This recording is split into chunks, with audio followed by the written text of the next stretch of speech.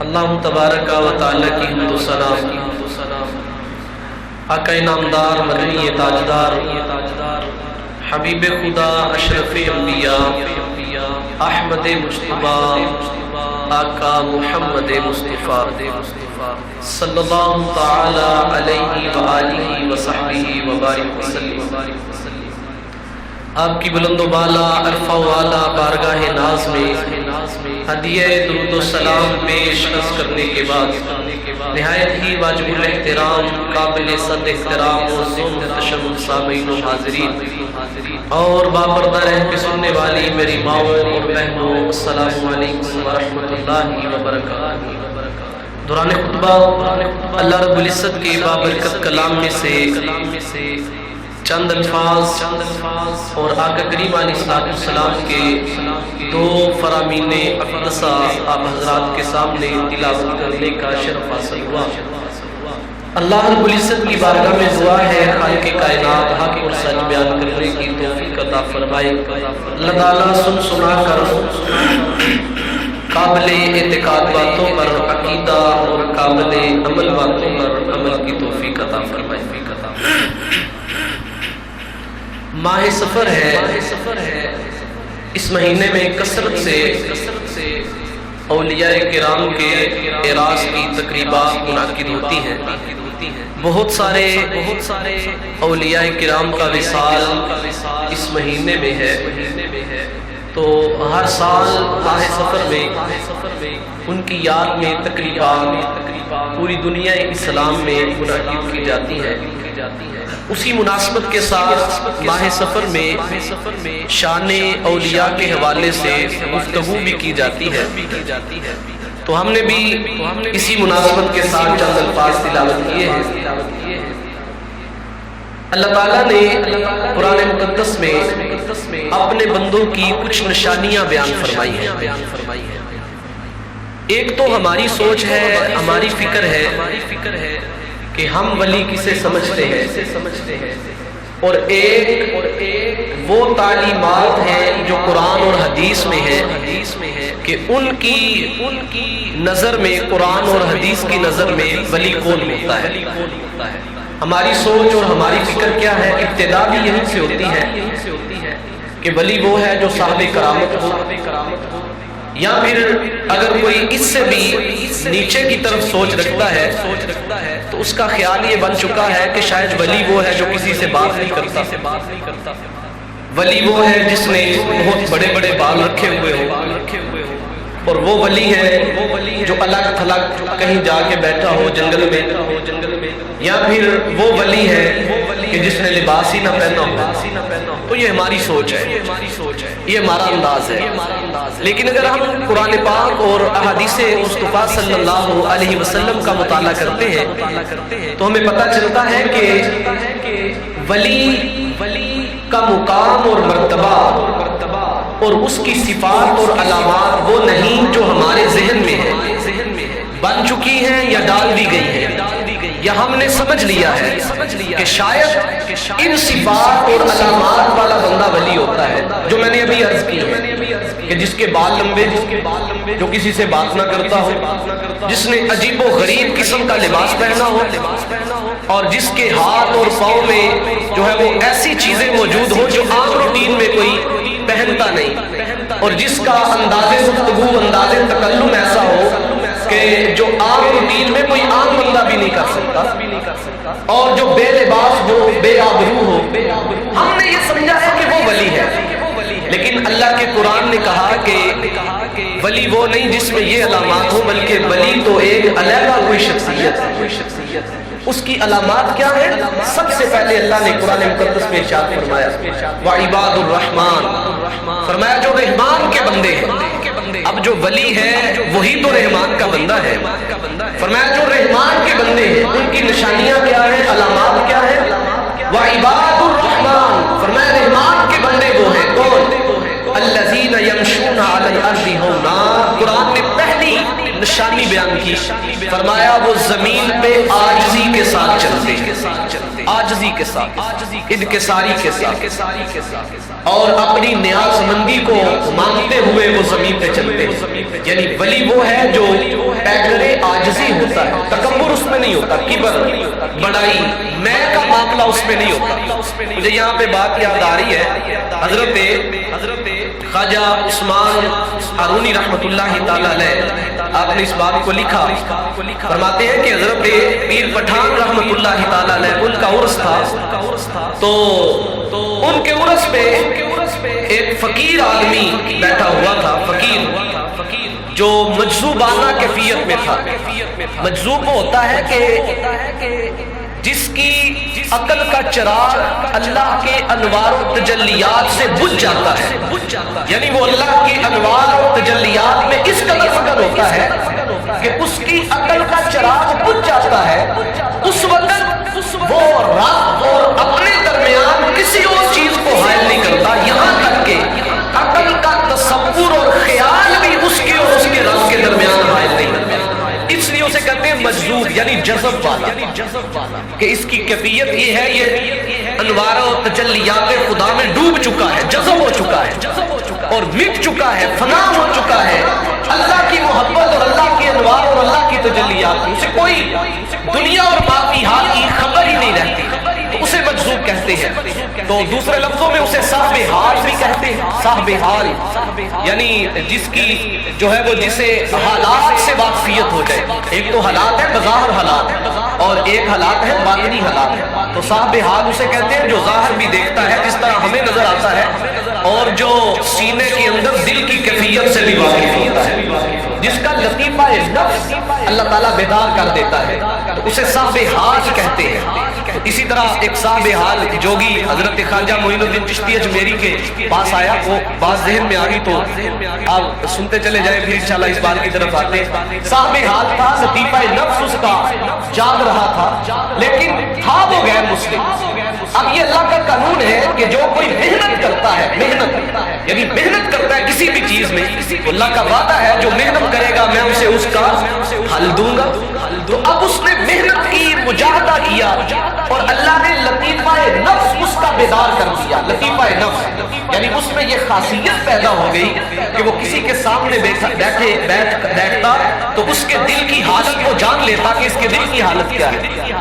تو حضرت خواجہ معین الدین چشتی اجمیری کے بارے میں اس نے سنا کہ بہت بڑے ولی کامل ہیں، بزرگ ہیں، صاحب حال ہیں، تو جو جس نوعیت کا بندہ ہوتا ہے اگر اسے پتا چلے کہ فلاں بھی میری کلاس کا، میری نوعیت کا ہے، تو اس کا جی چاہتا ہے کہ میں اسے مل کے آؤں، اس سے ملاقات کروں اور دیکھوں کہ اس کی حالت کیا ہے، اس کے معاملات کیا ہیں۔ تو یہ جوگی جو ہے، ہندو جوگی جس کا لطیفہ نفس جاگ رہا تھا، حضرت خواجہ صاحب کی بارگاہ میں پہنچا اور خواجہ صاحب کے سامنے بیٹھا تو بڑی حیران نظروں سے خواجہ صاحب کو دیکھ رہا تھا، اور کبھی ان کے دائیں دیکھتا ہے، کبھی بائیں دیکھتا ہے، کبھی آگے بیٹھ کے دیکھتا ہے، کبھی پیچھے بیٹھ کے دیکھتا ہے۔ خواجہ صاحب فرماتے ہیں یار یہ بے اطمینانی کیوں ہے، ایک جگہ پہ ٹک کے بیٹھتا کیوں نہیں اور کیا توجہ سے دیکھ رہا ہے، کبھی دائیں پہلو پہ آتا ہے، کبھی بائیں پہلو پہ آتا ہے، کبھی سامنے بیٹھ کے دیکھتا ہے، کبھی پیچھے آتا ہے، تو کیوں اس طرح کر رہا ہے، یہ بے اطمینانی کیا ہے، یہ بے چینی کیا ہے؟ تو وہ کہنے لگا میں حیران اس بات سے ہو رہا ہوں کہ ظاہراً جسم تو تیرا انسان کا ہے لیکن اندر سارا نور ہی بھرا ہوا نظر آ رہا ہے، اندر نورانیت ہے، اندر نور ہے، میری آنکھیں دیکھ رہی ہیں، تیرے جسم کے اندر سوائے نور کے کچھ نظر ہی نہیں آ رہا، بظاہر جسم گوشت اور گوشت کا ہے، یعنی میری طرح انسان ہو لیکن اندر نور بھرا ہوا ہے، تو میں حیران اس سے ہو رہا ہوں کہ ہے انسان لیکن اندر پورا نور کا بھرا ہوا ہے۔ تو آپ مسکرانے لگے، وہ کہنے لگا لیکن ایک اور بات مجھے بے چین کر رہی ہے۔ فرماتے وہ کیا؟ وہ کہتے ہیں کہ پورا جسم جو ہے وہ منور ہے نور سے، لیکن دل پہ ایک سیاہ نقطہ ہے، دل پہ ایک سیاہ نقطہ نظر آ رہا ہے، سیاہ نقطہ دل سے ایک سیاہ نقطہ نظر آ رہا ہے۔ تو خواجہ صاحب فرماتے ہیں کہ اب تیرا کیا جی چاہتا ہے کہ وہ سیاہ نقطہ چلا جائے یا رہے؟ تو وہ کہتا ہے جی اگر چلا جائے تو کتنی اچھی بات ہے کہ پورا جسم ہی منور ہے، ایک سیاہ نقطہ جو ہے وہی رہ گیا، اگر وہ بھی مٹ جائے تو کتنی اچھی بات ہے کہ پورا جسم ہی جو ہے وہ نور میں ڈوب جائے گا۔ تو خواجہ صاحب فرماتے ہیں کہ وہ سیاہ نقطہ مٹ جائے گا لیکن اس میں ایک شرط ہے۔ کہنے لگا جی کیا شرط؟ خواجہ صاحب فرماتے ہیں تو کلمہ پڑھ لے، اللہ سیاہ نقطے کو دور کر دے گا۔ وہ کہنے لگا بڑی عجیب بات کرتے ہو، نقطہ آپ کے دل پہ ہے، کلمہ میں پڑھوں گا دل آپ کا جو ہے وہ صاف ہو جائے گا، تو مجھے آپ کی بات سمجھ نہیں آ رہی کہ معاملہ جو ہے وہ داغ کپڑے پہ لگا ہوا ہے اور بندہ داغ اس کپڑے پہ ہے اور بندہ کہے کہ اس قمیض کو دھو دو تو یہ کپڑا صاف ہو جائے گا، تو ایسا تو نہیں ہوتا۔ یہ تو بات ہی سمجھ نہیں آ رہی کہ دل آپ کا ہے، اس میں سے آپ کا نظر آ رہا ہے، کلمہ میں پڑھوں دل آپ کا جو ہے وہ سیاہ رختے سے دور ہو جائے۔ تو آپ فرماتے ہیں بھائی وہ سامنے سامنے کی بات ہے، تو کلمہ پڑھ کے دیکھ لے یہ دور ہوتا ہے کہ نہیں ہوتا، سامنے ہی بیٹھا ہے، نظر بھی تجھے آ رہا ہے اور تو کہہ رہا ہے کہ مجھے پتا ہے کہ اندر سیاہ داغ ہے، لکھتا ہے، تو کلمہ پڑھ لے، اور میں کہہ رہا ہوں کہ دور ہو جائے گا، ہو گیا تو ٹھیک، نہ ہوا تو اپنی مرضی کر لینا۔ تو کہتے ہیں اس نے کہا اچھا پھر پڑھاؤ کلمہ۔ اچھا اس کی کیا قسمت ہوگی کہ جس کو حضرت خواجہ معین الدین چشتی اجمیری اپنی زبان سے کلمہ پڑھا رہے ہوں گے، اپنی زبان سے کلمہ پڑھا رہے ہیں۔ اسے کلمہ پڑھایا، ادھر اس کی زبان سے کلمے کے الفاظ ادا ہوئے اور ادھر اس نے دیکھا، نظر کی، نگاہ کی، تو وہ کہنے لگا واقعتاً آپ کے دل سے تو وہ سیاہ نقطہ چلا گیا، قدموں میں گر گیا، حضور مجھے بتائیں یہ ماجرا کیا ہے، میں سمجھ نہیں سکا، کلمہ میں نے پڑھا، دل آپ کے اوپر سیاہ نقطہ تھا، وہ کیسے چلا گیا؟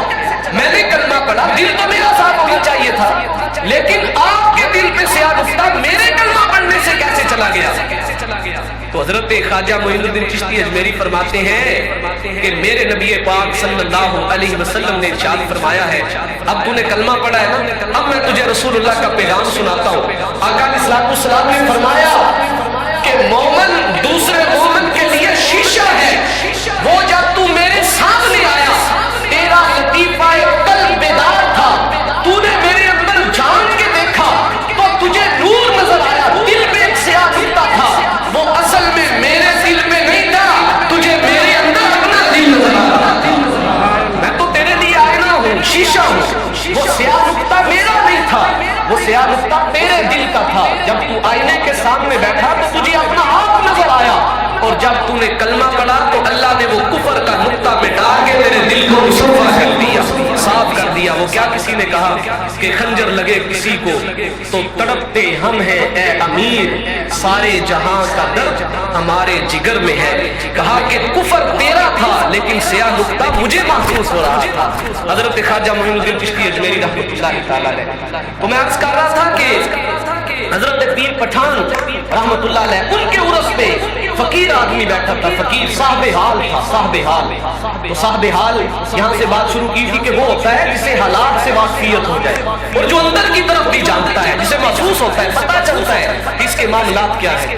تو وہ فقیر بیٹھا تھا، تو وہ اونچی اونچی آواز سے یہ صدا لگا رہا تھا کہ عید ہو سی قداں، وہ فارسی زبان ہے، ادھر سرائکی فارسی وہ ملی جلی وہ تاثرات ہے، تو وہ کہتا ہے جی عید ہو سی قداں، یعنی عید کب ہوگی، وہ فقیر کہہ رہا تھا۔ لوگ صاحب حال تھا لیکن باقی قال والے تھے، ظاہر والے، وہ گزر رہے تھے، ہمارے سامنے بھی کوئی آ کے یوں رولا ڈالنے لگے کہ عید کب ہوگی، تو ہم بھی اسے پاگل ہی کہیں گے، دیوانے ہی کہیں گے کہ بابا عید جب آئے گی تو پتہ چل جائے گا، ابھی عید تو گزری ہے اور تو دوبارہ عید جو ہے وہ ڈھونڈ رہا ہے۔ تو وہ اونچی اونچی آواز سے صدا لگا رہا تھا عید ہو سی قداں، یعنی عید کب ہوگی، تو لوگ جو ہے وہ اسے دیکھتے اور چلے جاتے کہ کوئی فقیر آدمی ہے، کوئی مجذوب ہے، پاگل دیوانہ ہے کوئی، تو وہ لوگ گزرتے چلے جا رہے ہیں لیکن وہ صدا لگا رہے ہیں کہ عید کب ہوگی، عید ہو سی قداں۔ تو اسی طرح ایک اور بزرگ جو صاحب حال تھا اسی طرح، تو وہ اس کے پاس آیا اور اس نے دیکھا کہ یہ پوچھ رہا ہے کہ عید کب ہوگی، اور ہے یہ صاحب حال، تو جو صاحب حال ہوتا ہے وہ اس سے واقف ہو جاتا ہے کہ یہ کیا پوچھ رہا ہے اور اس پوچھنے کے پیچھے اس کا مقصد کیا ہے اور کس بات کی طرف یہ جو ہے وہ توجہ دلا رہا ہے۔ تو وہ فقیر جو دوسرا تھا وہ اس کے سامنے بیٹھا، اس نے کہا کیا کہہ رہے ہو، وہ کہتا ہے عید ہو سی قداں، تو وہ بزرگ آگے سے کہتا ہے یار مل سی جدا، یعنی تم پوچھ رہے ہو عید کب ہوگی، تو وہ کہتا ہے عید تب ہوگی جب یار ملے گا۔ کیا ہوگا، جب یار ملے گا تو تب عید ہوگی۔ تو وہ اب پہلی بات تو بھول گیا، پہلا تو پوچھ رہا تھا کہ عید ہو سی قداں، تو اس نے جب کہا کہ عید تب ہوگی یار مل سی جدا، تو اب وہ پہلی بات تو بھول گیا، اب کہنے لگا یار مل سی قداں، کہ یار کب ملے گا، یار سے وصال ملاقات، دوست کی ملاقات کب ہوگی،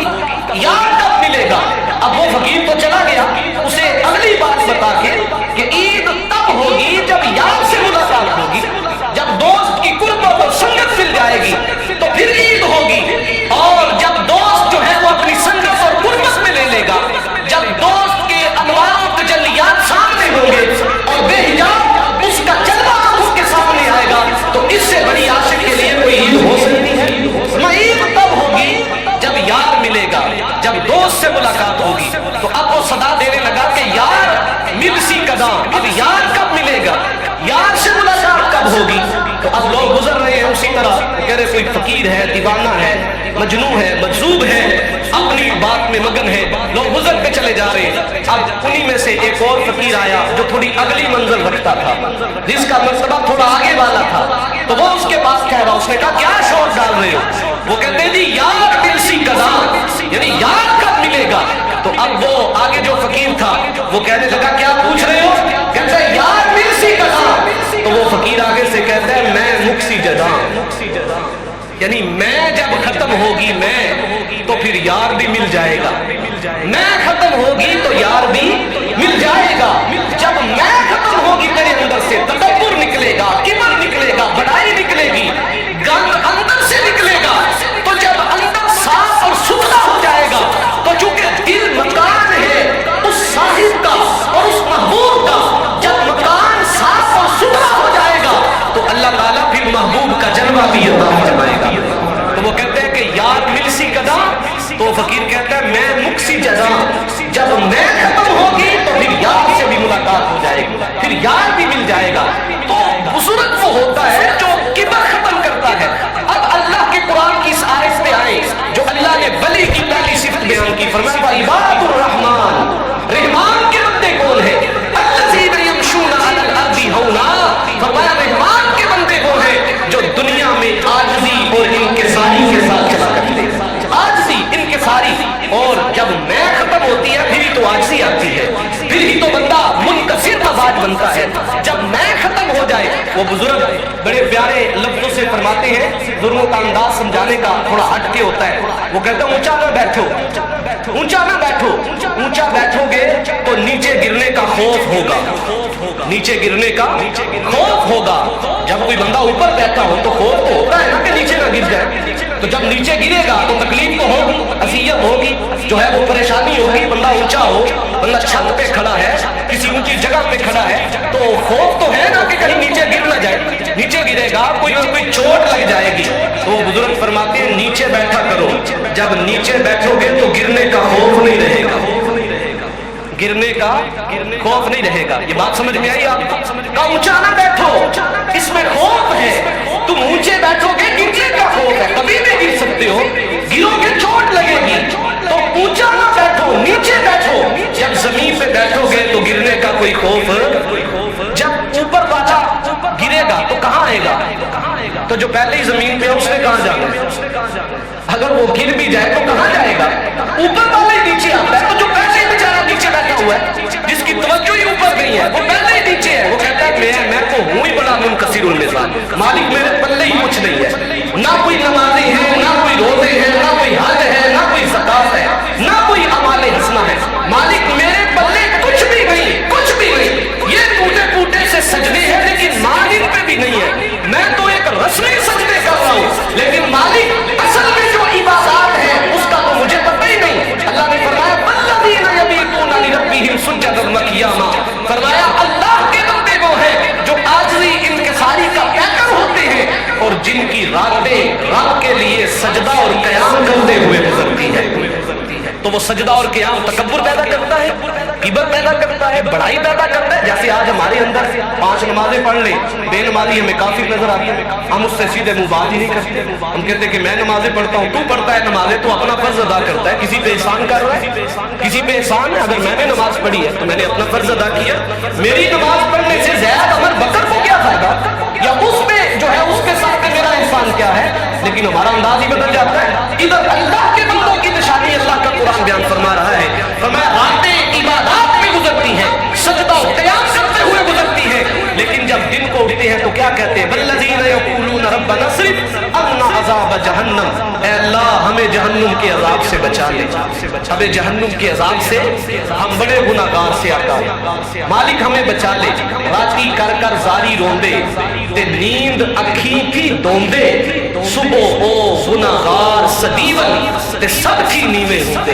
حضرت میاں محمد برشاد پہ کھڑی رحمت اللہ تعالی علیہ آپ فرماتے ہیں اللہ والے ساری رات اللہ کی عبادات اور ریاضات میں گزار دیتے ہیں لیکن اپنی عبادات میں مان نہیں رکھتے، وہ جب بھی دعا کرتے ہیں عرض کرتے ہیں مالک ہم تو بڑے گناہگار ہیں، ہم تو سیاکار ہیں، بس امان۔ میں کہتا ہوں دوسرے تیسرے چوتھے پانچویں بندے کی بات نہ کرو، پیران پیر اور جو پیروں کے سلطان الاولیاء ہیں حضرت قادر جیلانی الحسنی والحسینی آپ کے بارے میں حکایت ہے، کہتے ہیں کہ مطاف میں ایک آدمی سجدے میں پڑا ہوا ہے اور مطاف کی کنکریوں پہ سر رکھا ہوا زاروں قطار رو رہا ہے۔ الفاظ کیا ہے؟ مالک قیامت کے دن اگر تو نے مجھے معاف نہیں نہ کرنا تو پھر مجھے اندھا کر کے اٹھانا، تیرا تو کیا میں تیرے بندوں کا بھی سامنا نہیں کر سکتا۔ تو کہتے ہیں کہ لوگ طواف کو بھول گئے اس بندے کی آہوزاری کی وجہ سے، اس بندے کی جو ہے وہ دعا مانگنے کی درد کی وجہ سے لوگ اپنے طواف بھول گئے اور اس کی طرف متوجہ ہوئے۔ ایک آدمی آگے بڑا کمر پہ ہاتھ رکھا، کہا تو رب کے گھر میں ہے، مطاف میں ہے، سامنے بیت اللہ، اللہ کے 70,000 فرشتے تیری دعا پہ آمین کہہ رہے ہیں اور ملتزم تیرے سامنے ہے اور اللہ کی رحمتیں اتر رہی ہیں، تو حوصلہ کر، کوئی پریشانی کیا ہے؟ اللہ سے مانگ رہے، اللہ کا وعدہ ہے، تو مانگتا ہے میں عطا کرتا ہوں۔ تو کہتے ہیں جب اس شخص نے جو ہے وہ اپنا سر اٹھایا تو لوگوں کی چیخیں نکل گئی۔ وہ کوئی عام شخص نہیں، حضرت شیخ عبد القادر جیلانی تھے رحمت اللہ۔ آج پیر کہتا ہے تو نے میرے ہاتھ میں ہاتھ دے دیا، بس تجھے ضرورت ہی نہیں، کچھ کرنے کی بھی ضرورت نہیں اور کسی اور طرف جانے کی ضرورت نہیں ہے۔ میرے بھائی، ہم پیروں کو مانتے ہیں، ہم اولیاء کی عزت کرتے ہیں، ہم جو ہے وہ اسلام کی بنیاد سمجھتے ہیں، بلکہ ہم تو کہتے ہیں کہ اگر اللہ کے ولی نہ ہوتے تو آج ہم بھی مسلمان نہ ہوتے، کیونکہ یہاں بر صغیر پاک و ہند میں جتنا اسلام پھیلا اولیاء کاملین کی نسبت سے پھیلا، بزرگان دین کی وجہ سے پھیلا، لیکن ہم ولیوں کو مانتے ہیں، اللہ والوں کو مانتے ہیں، دنیا والوں کو نہیں مانتے۔ ہمارا کوئی تعلق نہیں اس سے جو غیر شرعی معاملات کرتا ہے، ہمارا کوئی تعلق نہیں اس سے جو شریعت سے ہٹ کے اپنی زندگی گزارتا ہے، ہمارا کوئی تعلق نہیں اس سے جو ولی تو ہے لیکن چہرے پہ سنت مصطفیٰ نہیں ہے، ہمارا کوئی تعلق نہیں اس سے جو اپنے آپ کو پیر تو کہتا ہے لیکن نماز بھی پابندی سے ادا نہیں کرتا، کوئی تعلق نہیں ہے اس سے۔ اور بالکل آپ علیہ اعلان یہ بات کہیں، لوگ کہتے ہیں کہ آپ کا جو ہے وہ ولی ہے اور اس کو وہاں پہ یہ ہو رہا ہے، ہم کہتے ہیں ہمارا کوئی تعلق نہیں ہے، پتہ نہیں وہ کون ہے۔ ہم تو ولی اس کو مانتے ہیں جس کا چہرہ سنت مصطفیٰ کی گواہی دے رہا ہے اور جس کا کردار شریعت مصطفیٰ کی گواہی دے رہا ہے، ہم اس کو ولی سمجھتے ہیں، ہم اس کو ولی مانتے ہیں، ہم اس کی عزت کرتے ہیں، ہم اس کو جو ہے وہ سلامی پیش کرتے ہیں۔ اور جتنے یہ دنیا دار اکٹھے ہو گئے اور جتنے یہ جو ہے وہ دنیا اکٹھا کرنے والے اکٹھے ہو گئے اور دین کے شعبے پہ ڈاکہ ڈالا اور اپنے آپ کو ولی کہہ کے بیٹھ گئے، اور لوگوں کے لیے عجیب حالت ہے، ایک لمحے کے لیے نہیں دیکھتے کہ کس کو ولی سمجھ رہے، جس کا ظاہری حضور کی سنت کے مطابق نہیں، آقا کی سیرت کے مطابق نہیں، اس کو پیر سمجھ رہے ہو، اس کو ولی سمجھ رہے ہو، اس کو بزرگ سمجھ رہے ہو، اور طرح طرح کے معاملات، اور یہ ساری جہالتیں ہمیں دور کرنے کی ضرورت ہے۔ قرآن سے روشنی لے، سب سے بڑی کتاب اللہ کا قرآن کلام موجود ہے، اللہ نے قرآن مقدس میں کھول کھول کے ہر چیز کو بیان فرما دیا، فرمایا میرے بندوں کی نشانی یہ ہے۔ رسول پاک صلی اللہ علیہ وسلم سے پوچھا، اللہ کے حبیب آپ بتائیں اللہ والوں کی نشانی کیا ہے؟ میرے حبیب فرماتے اذا رؤوا ذکر اللہ، جب ان کے چہرے کو دیکھو تو تمہیں اللہ یاد آ جائے۔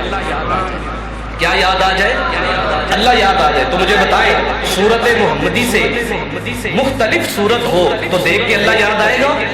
بولے نا، اسی صورت کو دیکھ کے اللہ یاد آئے گا نا جو صورت شبیہ ہے صورت محمدی، جس کے چہرے پہ سنت ہی نہیں، وہ سب سے بڑا پیر بنا ہوا، سب سے بڑا ولی بنا ہوا اور سب سے اونچے مرتبے پہ فائز ہے۔ اور پھر ایک دوسری بات جو میں عرض کرنا چاہتا ہوں میرے بھائی، یہ بات ذہن میں رہے، جس طرح ایک عالم کا بیٹا عالم نہیں ہوتا، عالم کا بیٹا ایک ڈاکٹر کا بیٹا، ایک انجینئر کا بیٹا انجینئر نہیں ہوتا، اسی طرح ایک پیر کا بیٹا بول کے بتائے گا۔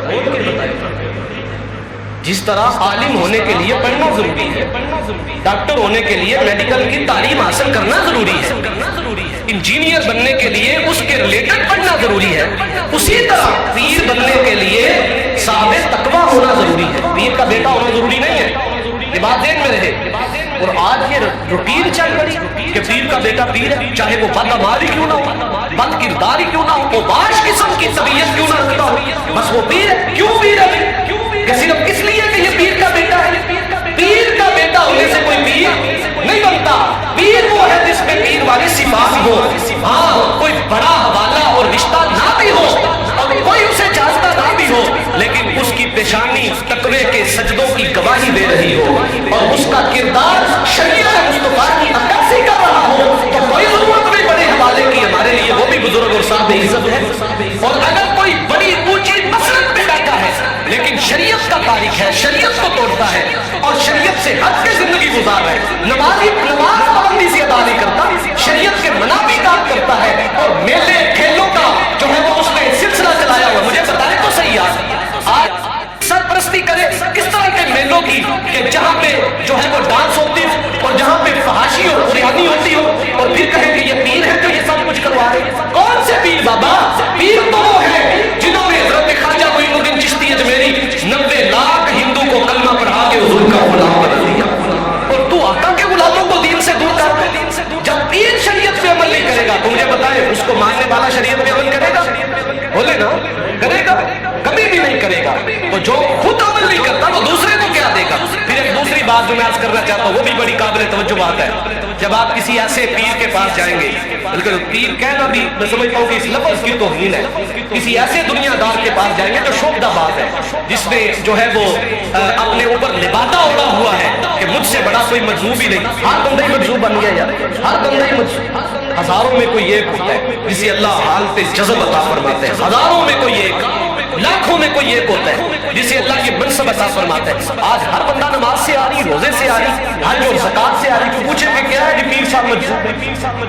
اچھا نماز روزے حج زکات کے بارے میں وہ مجذوب ہے، لیکن جب انہیں وظیفہ دیا جاتا ہے، جب خدمت کی جاتی ہے تو تب وہ جذب کہاں پہ چلا جاتا ہے؟ جو مجذوب ہوتا ہے جس طرح اسے جو ہے وہ کن چیزوں کی بے خبری ہو جاتی ہے اسی طرح اسے دنیا کی بھی بے خبری ہو جاتی ہے۔ یہ عجب مجذوب ہے کہ دنیا کی کوئی چیز آئے تو وہاں پہ جو ہے وہ جذب ختم ہو جاتا ہے اور وہ بڑی توجہ سے لے لیتے ہیں، اور دین کا معاملہ ہو تو یہ مجذوب بن جاتا ہے اور یہ کہتے ہیں کہ پیر صاحب جی عالم جذب ہے، یہ ہر روز جو ہے وہ مسجد نبوی میں جا کے نماز پڑھتے ہیں، ہر روز۔ وہ ایک بزرگ تھے، وہ کہتے ہیں کہ پیر کسی کے گھر آ گیا تو وہ مسجد میں نماز پڑھنے گیا، مولوی صاحب نے کہا جی آپ کے پیر صاحب آئے ہوئے ہیں؟ جی ہمارے پیر صاحب آئے ہوئے۔ مسجد میں نماز پڑھنے کیوں نہیں آئے ہوئے ہیں آپ؟ تو مسجد میں آتے ہیں نماز پڑھنے، پیر صاحب کیوں نہیں آتے؟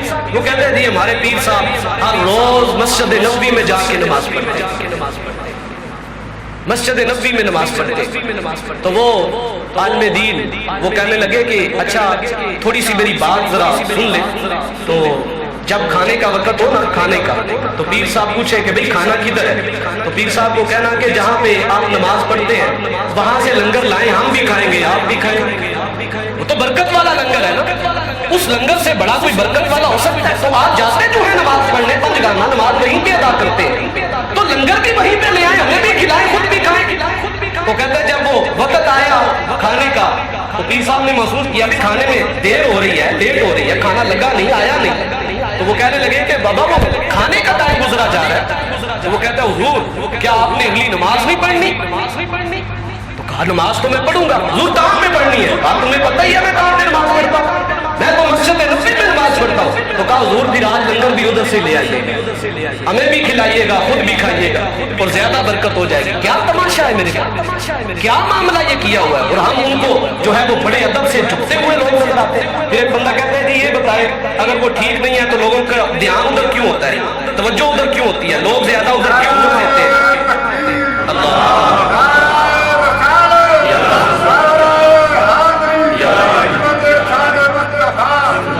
تو لوگوں کی توجہ ادھر زیادہ کیوں ہوتی ہے؟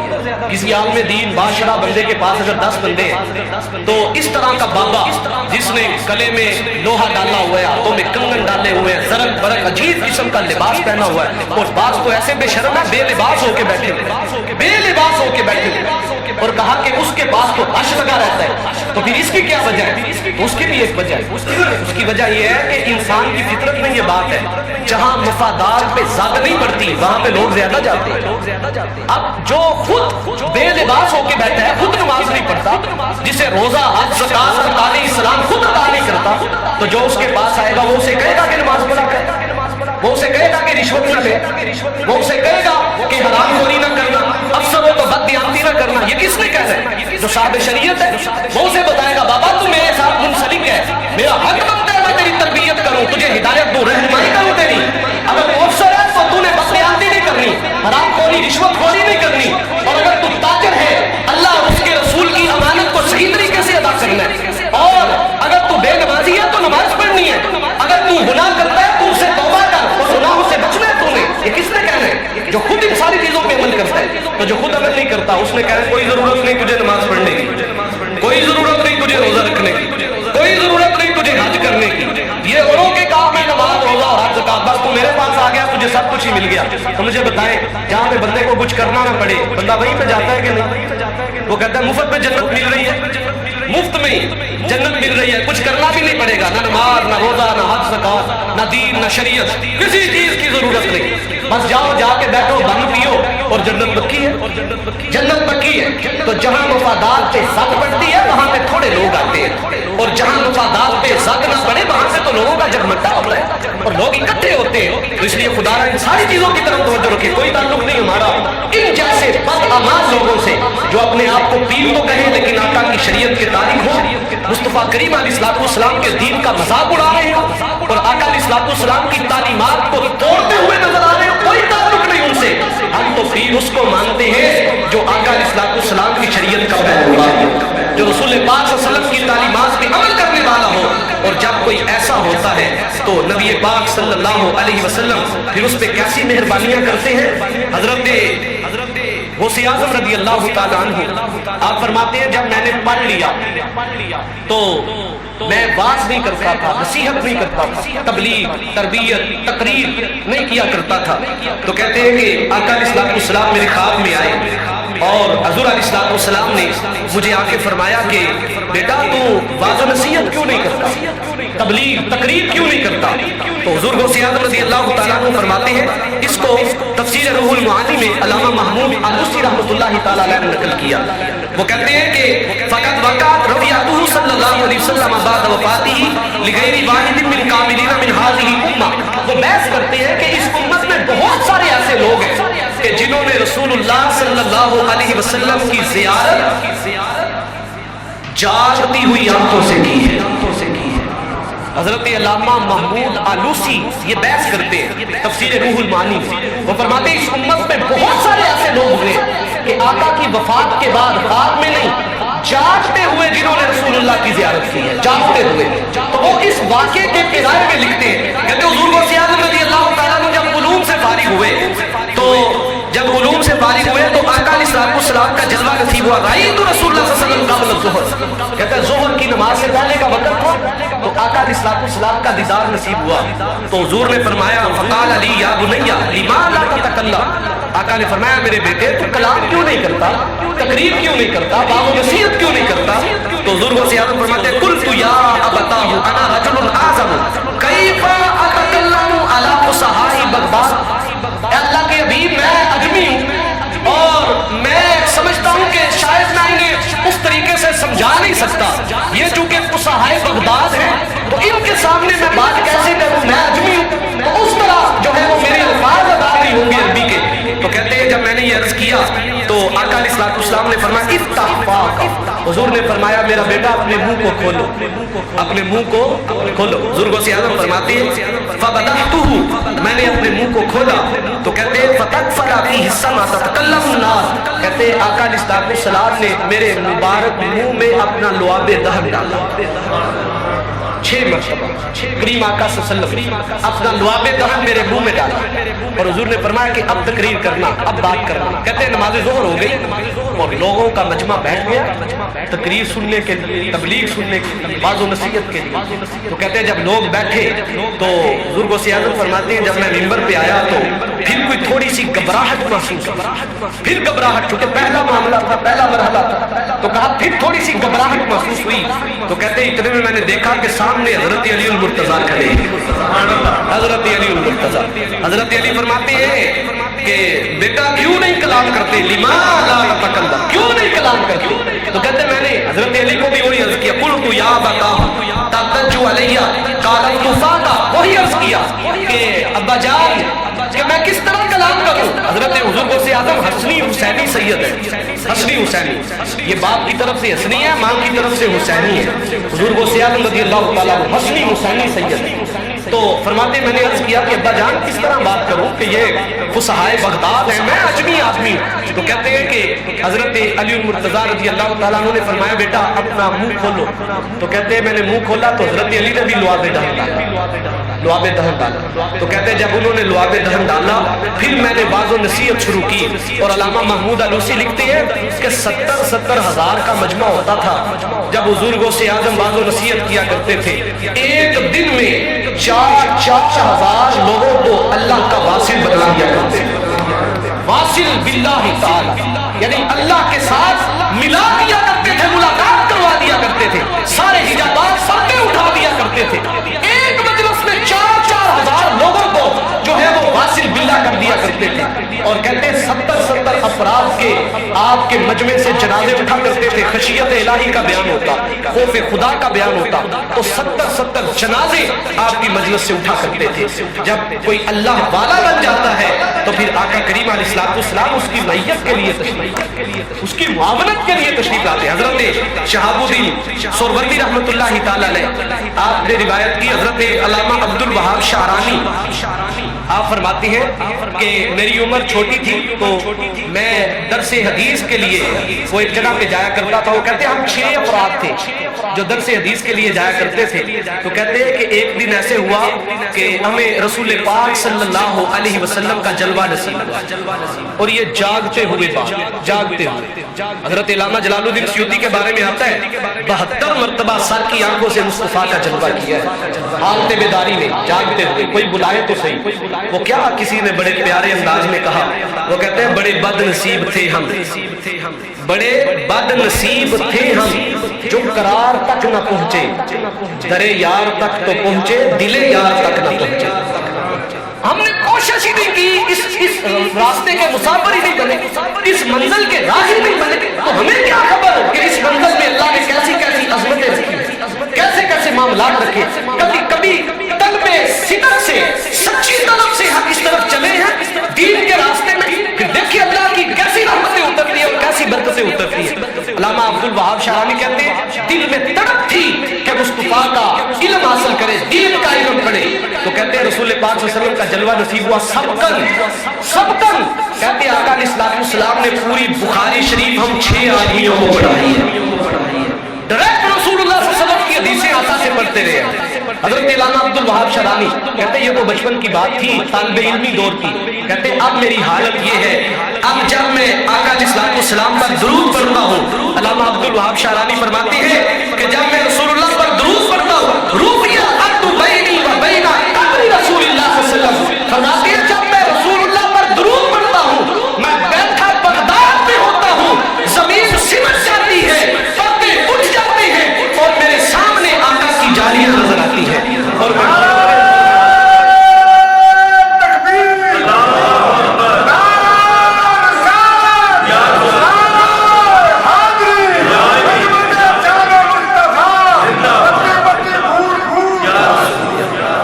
تو وہ کہتے ہیں کہ میں جب سلام پڑھتا ہوں رفع الارض، زمین درمیان میں سے حجابات اٹھا لیے جاتے ہیں اور کہتے ہیں بینی و بین قبر رسول اللہ، میرے اور رسول اللہ کی قبر کے درمیان سارے پردے اٹھ جاتے ہیں. سامنے آقا کا روضہ ہوتا ہے اور میں سلام عرض کرتا ہوں. ہم صرف جالیوں تک پہنچے ہیں، جالیوں تک، وہاں پہ پہنچ کے روتے بھی ہیں اور وہاں پہ پہنچ کے آنسو بھی آ جاتے ہیں. سارے معاملات ہیں وہ. اسی لیے کسی نے کہا تھا بڑے بد نصیب تھے جو قرار تک نہ پہنچے، درے یار تک تو پہنچے دل یار تک نہ پہنچے. ہم یہ تو کہتے ہیں کہ آقا کبھی ہمارے گھر میں بھی تشریف لائے. گھر کو اس قابل بنایا کہ رسول اللہ اس گھر میں تشریف لائے.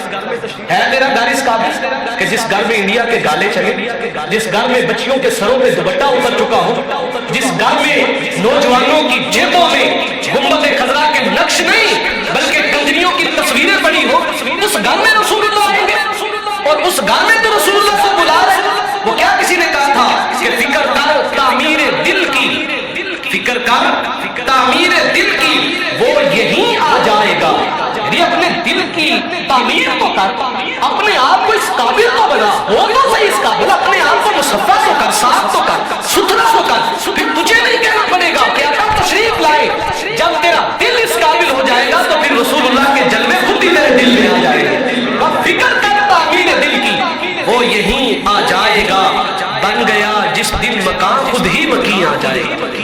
مکان بنا تو صحیح، اپنے آپ کو ستھرا تو کر، مصفا تو کر، صاف تو کر۔ حضرت سیدنا امام غزالی رحمۃ اللہ تعالی آپ سے کسی نے پوچھا کہ جب آپ نماز میں ہوتے ہیں تشہد میں تو آقا علیہ الصلوۃ والسلام پر سلام پڑھتے ہیں، ایھا النبی السلام علیک، ایھا النبی، آپ سلام پڑھتے ہیں، تو بتائیں کبھی ایسا بھی ہوا ہے کہ آپ کو جواب آیا ہو، اس سلام کا جواب آیا ہو، کبھی ایسے ہوا ہے؟ تو امام غزالی فرماتے ہیں، امام غزالی فرماتے ہیں مجھے کسی کی خبر نہیں، 12 سال ہو گئے میری حالت یہ ہے۔ کتنے سال؟ 12 سال ہو گئے۔ امام غزالی فرماتے ہیں میری حالت یہ ہے، جب میں یہاں پہ پہنچتا ہوں ایھا النبی السلام علیک ایھا النبی، تو کہتے ہیں جب تک گنبد خضرا سے سلام کا جواب نہیں آ جاتا میں نماز میں آگے نہیں بڑھتا۔ 12 سال ہو گئے میری یہ حالت ہے۔ لیکن میرے بھائی ہم نے اپنے آپ کی طرف توجہ نہیں کی، ہم نے اپنے آپ کو کبھی اس راستے کا مسافر بنایا نہیں، اس منزل کے کبھی راہی بنے ہی نہیں۔ تو فرمایا فکر کر تعمیر دل کی، وہ یہیں آ جائے گا، بن گیا جس دن مکان خود ہی مکی آ جائے گا۔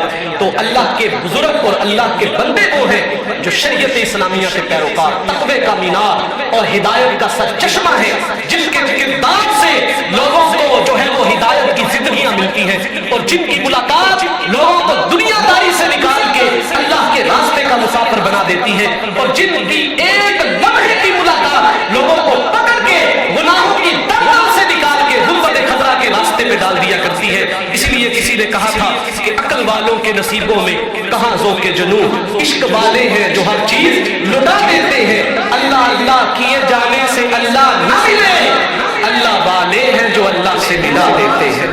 لیکن ہو اللہ والا، دنیا والا نہ ہو، اللہ والا ہو، وہ اس طرح کا پیر نہ ہو۔ حضرت علامہ اقبال، آخری بات عرض کر کے بات کو ختم کرتا ہوں، حضرت علامہ اقبال فرماتے ہیں پیر صاحب تھے مجھ سے ملاقات کرنے کے لیے آگے، تو ان کا مرید کہیں لاہور کے گرد و نواح میں رہتا تھا، تو اس نے سنا پیر صاحب آئے ہیں، تو کہتے وہ بھی ملاقات کے لیے آ گیا، پیر صاحب سے ملاقات کروں گا، تو کہتے پیر صاحب سے مل کے کہتا ہے حضور بڑا غریب ہوں، بچوں کی شادی کرنی ہے اور 100 روپیہ مجھ پہ قرضہ ہے۔ کتنا؟ 100 روپیہ مجھ پہ قرضہ ہے، تو حضور دعا کریں کہ اللہ تعالیٰ وہ قرضہ دور کر دے۔ پیر صاحب نے ہاتھ اٹھا دیے، دعا ہو گئی، تو جاتے ہوئے اس بیچارے نے 10 روپے کا نوٹ نکالا جیب سے، جس پہ 1000 سلوٹیں پڑی ہوئی تھی، تو کہتے ہیں وہ نوٹ نکالا اس نے اور پیر صاحب کی خدمت میں پیش کیا، اور پیر صاحب نے پکڑا اور جیب میں ڈال دیا۔ تو کہتے ہیں جب وہ مرید اٹھ کے گیا تو حضرت علامہ اقبال رحمۃ اللہ تعالیٰ علیہ ہنسنے لگے، مسکرانے لگے۔ پیر صاحب کہتے ہیں جی آپ بڑی عجیب معنی خیز مسکراہٹ آپ کے لبوں پہ آئی، تو آپ کیوں مسکرا رہے ہیں؟ حضرت علامہ صاحب فرماتے ہیں میں مسکرایا ہوں اس بات پہ کہ آپ کی دعا اتنی جلدی قبول ہوگی، اتنی جلدی آپ کی دعا قبول ہوگی۔ وہ کہتے ہیں جی میں نہیں سمجھا کیا بات آپ کر رہے ہیں، کون سی دعا کب قبول ہوئی اور کس طرح آپ کو پتا چلا؟ وہ کہتے ہیں دیکھیں نا آپ کا مرید آیا تھا، وہ آپ کو بتا رہا تھا کہ میں 100 روپے کا مقروض ہوں۔ کتنا؟ 100 روپے کا، بچیاں جوان ہے، شادی کرنی ہے، دعا کریں قرضہ اتر جائے، بچیوں کی شادی کے اسباب پیدا ہو جائے، اور جاتے ہوئے آپ کو 10 روپے دے گئے، تو آپ کی دعا کی قبولیت نہیں کہ پہلے 100 کا مقروض تھا اب 110 روپے کا مقروض ہو گیا، 110 روپے کا مقروض ہو گیا۔ کہا کہ اللہ تب ملے گا جب کسی اللہ والے سے آپ ملیں، اللہ والے سے، دنیا والے سے نہیں، اللہ والے سے۔ یہ جو وظائف پیر صاحب کی خدمت کرنے کا یہ جو ایک تسلسل ہے، سلسلہ ہے، وہ اس لیے تھا کہ پیر کے پاس مریدین آتے ہیں، مریدوں میں کوئی امیر ہوتے ہیں، کوئی غریب ہوتے ہیں، تو سارے پیر صاحب کو اپنی پریشانیاں بتاتے ہیں، وہ امیروں سے لے اور غریبوں کی مدد کریں۔ یہ سلسلہ تھا، یہ نہیں کہ غریب مزدور گیا اس کے پاس اور جو ہے وہ اسے باہر بٹھا دیا، لمبی قطار میں لگا دیا، اور لینڈ کلوزر میں مرید آیا تو اس کے لیے ساری دروازے کھل گئے اور وہ خاص حجرے میں چلا گیا، خاص حجرے میں۔ پیر صاحب جہاں پہ خود اکیلے بیٹھتے وہاں پہ اسی والے کمرے میں اسے بٹھا لیا، اور جو بیچارہ غریب مزدور ہے اسے لائن میں کھڑا کر دیا اور اسے کہا کہ تو 1000 دفعہ دروشی پڑھ پھر تجھ سے ملاقات کرے، اور جو M P A M L A land closure پہ آیا ہے اس کو چھوڑنے کے لیے دروازے تک پیر صاحب آ رہے ہیں، اور جو بیچارہ غریب ہے تو کہاں گئی وہ مساوات میرے بھائی؟ اللہ تب ملے گا جب آپ کسی اللہ والے سے ملیں گے۔ اللہ والا کون ہے یہ فرق سمجھے، ہمیں ضرورت ہے سمجھنے کی، آپ کو ضرورت ہے سمجھنے کی۔ آقا علیہ الصلوۃ والسلام نے یہ تربیت نہیں کی، حضور علیہ الصلوۃ والسلام تو بلکہ غرباء مساکین کا زیادہ خیال کیا کرتے۔ آقا علیہ الصلوۃ والسلام کی سیرت پڑھیں، حضور کے قریب ترین وہ لوگ بیٹھا کرتے تھے جو معاشرے میں پسے ہوئے اور غریب ترین لوگ آقا کے قریب ترین وہ لوگ بیٹھے تھے۔ حضرت بلال حبشی کے بارے میں حضور نے نہیں فرمایا تھا حضرت بلال کو بلال کیا عمل کرتے ہو؟ علامات تو دوسرے بھی کرتے ہوں گے نا، بلال کو حضور فرما رہے کیا عمل کرتے ہو کہ معراج کی رات میں نے عرش میں تیرے قدموں کی آہٹ سنی، تیرے قدموں کی آہٹ سنی۔ صحابہ تو 1,24,000 قدموں پیش ہے، کسی اور سے کیوں نہیں کہا، بلال سے کیوں کہا؟ اور اسی طرح باقی بھی لوگ موجود تھے، لیکن کعبے کی چھت پہ حضرت بلال حبشی کو چڑھایا گیا اور لوگوں نے دیکھا نہیں کہ قریشی نیچے کھڑے ہیں، حبشی کعبے کی چھت پہ کھڑا ہے۔ میرے نبی پاک صلی اللہ علیہ وسلم نے صرف غریبی سے پیار نہیں کیا، آقا نے غریبوں سے بھی پیار کیا ہے، غریبوں سے بھی۔ تو اگر اللہ والا ہے تو پھر وہ مساوات رکھے گا، برابری۔ مستنصر باللہ یہ خلیفہ تھا بغداد کا، حضور غوث اعظم کے پاس چلا گیا، حضور غوث اعظم رضی اللہ تعالیٰ عنہ آپ کے پاس گیا تو جب اٹھنے لگا کہنے لگا جی کوئی وصیت کرے، آپ نے وصیت کی، اٹھنے لگا تو وہ اشرفیوں سے بری ہوئی تھیلی حضور غوث اعظم کو پیش کی۔ آپ نے فرمایا بڑا بدبخت ہے تو، بڑا بے وقوف ہے تو کہنے لگا حضور کیا بات؟ کہا میں تجھے وصیت کر رہا ہوں کہ دنیا سے دور رہنا، تو مجھے دنیا دے کے جا رہا ہے، میں تجھے سمجھا رہا ہوں کہ دنیا سے دور رہنا، تجھے اقتدار ملا ہے، حکومت ملی ہے، یہ اللہ کی امانت ہے، اور دنیا اور دنیاوی مفادات میں اس اللہ کی امانت میں خیانت نہ کرنا، اور جس چیز سے میں تجھے بچا رہا ہوں تو مجھے وہی چیز دے کے جا رہا ہے۔ تو کہتے ہیں وہ کہنے لگا نہیں حضور یہ میری محبت ہے، آپ قبول کر لیں۔ آپ فرماتے ہیں میں کیسے قبول کر لوں، یہ پیسے تیرے نہیں ہیں، یہ پیسے تیرے نہیں ہیں، نہیں حضور میرے ہیں۔ آپ نے فرمایا نہیں ہے تیرے، نہیں حضور یہ میرے پیسے ہیں۔ آپ نے فرمایا اچھا، آپ نے یوں کر کے تھیلی کو پکڑا اور اسے بل دیا، تازہ خون کے قطرے گرنے لگے۔